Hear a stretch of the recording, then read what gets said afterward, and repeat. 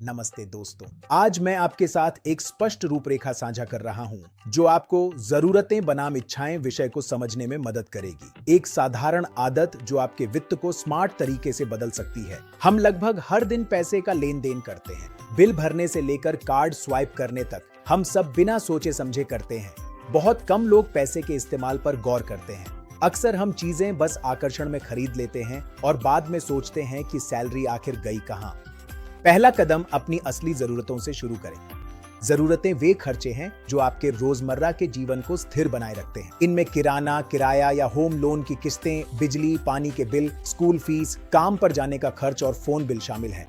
ये आपके मासिक बजट की नींव बनाते हैं। एक नोटबुक लें और इन निश्चित खर्चों को ध्यान से लिखें।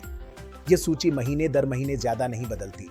जब आपको ठीक ठीक पता होता है कि आपकी जरूरी चीजों पर कितना खर्च होता है तो आप खुद को ज्यादा नियंत्रण में महसूस करते हैं। आप समझ जाते हैं कि घर को सुचारू रूप से चलाने के लिए न्यूनतम कितनी राशि चाहिए और यह जागरूकता आपके फैसलों में स्पष्टता लाती है। दूसरा, अपनी इच्छाओं को पहचानना सीखें। इच्छाएं वे अतिरिक्त चीजें हैं जो जीवन में आनंद जोड़ती हैं। बाहर खाना खाना, स्ट्रीमिंग सब्सक्रिप्शन, नए कपड़े, गैजेट्स या छोटी यात्राएं, ये सब इसी श्रेणी में आते हैं। इनका खर्च हमेशा आपकी जरूरी जरूरतों के बाद ही करना चाहिए। मुख्य बात यह है कि खर्च करने से पहले कुछ सेकंड रुकें।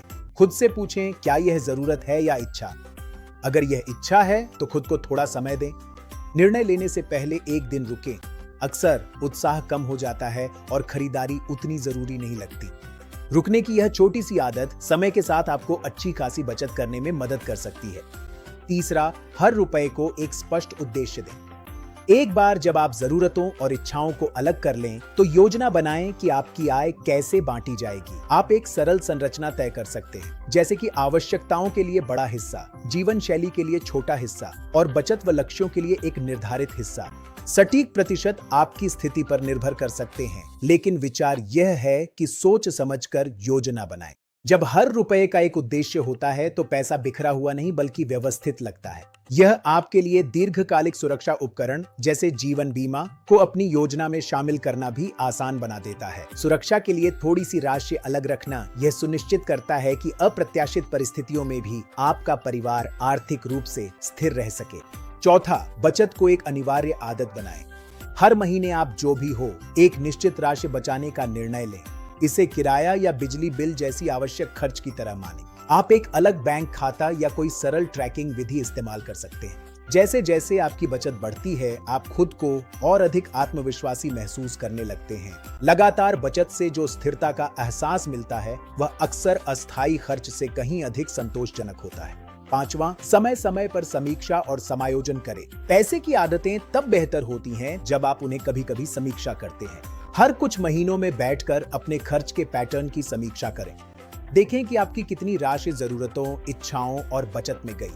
अचानक बदलाव करने के बजाय एक बार में एक छोटे सुधार पर ध्यान दें। शायद बाहर खाने पर थोड़ा कम खर्च करें या अपनी बचत को थोड़ी सी राशि से बढ़ा दें। धीरे धीरे किए गए बदलाव समय के साथ बनाए रखना आसान होता है। पैसे का प्रबंधन करने के लिए जटिल प्रणालियों की आवश्यकता नहीं होती।